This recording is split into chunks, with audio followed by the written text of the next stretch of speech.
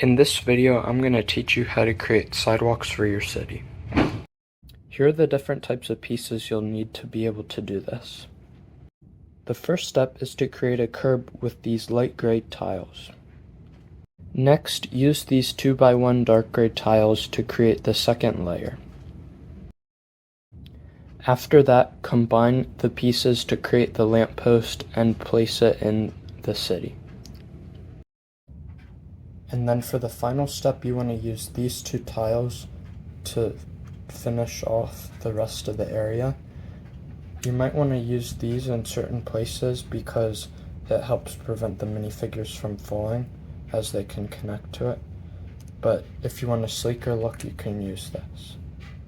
And of course you can use additional tiles to create different features that you want for your sidewalks. And that's how you create sidewalks for your city. I hope you enjoyed the video.